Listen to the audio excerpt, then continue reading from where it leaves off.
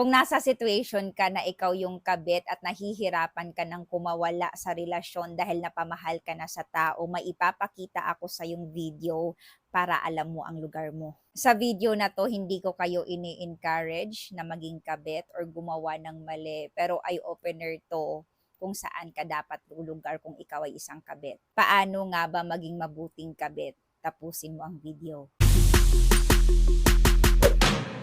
How to be a good mistress. Hindi natin hinihikayat ang ating mga kababaihan na maging number 2 or number 3 o maging kabit o mistress. Kaya lang sa mga nagkaroon na ng ganitong relasyon, dahil sa marami namang dahilan kung bakit sila naging mistress o kabit, yung iba naman nahumaling sila o na-inlove sila nang hindi nila alam na yung kanilang lalaking minamahal meron na palang asawa, nalaman na lang nila kalaunan nung nagkaroon na ng anak at hindi na sila makahiwalay. Number 1, never ask the man to leave the family. Huwag niyong hikayatin o huwag niyong sulsulan na hiwalayan ng inyong mahal o ng inyong lalaki na hiwalayan ng kanyang pamilya.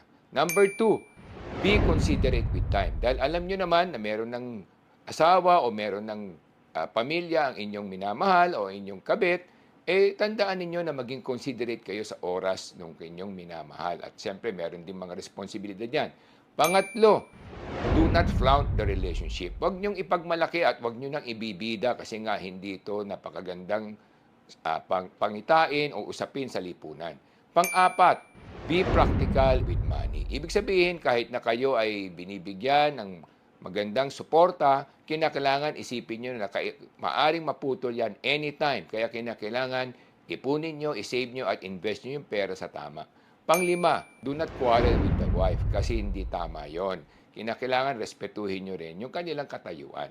Pang-anim, be truthful to your children kung kayo may mga anak na at sa inyong pamilya para alam din nila yung katayuan. You can give a lot of excuses, sometimes na minahal nyo na at hindi nyo na maiwanan o may anak na kayo, but at least be truthful to your children and to your family. Number 7, avoid going to places where your man goes to with his wife. Ibig sabihin, iwasan nyo yung pinupuntahan nila mag-asawa o yung mga crowded places para na sa ganon, hindi naman maiskandalo ang inyong relasyon at hindi rin mabastos yung relasyon ng inyong mahal o ng inyong lalaki with his wife. So yun lamang mga kababayan. Ako nga po pala si Michael Sai. Ngayon, alam mo na ang lugar mo. Kung hindi mo na kayang bitawan yan, maging mabuting kabit ka na lang. At i-follow nyo din si Michael Sai sa mga Real Talks na contents. You're welcome.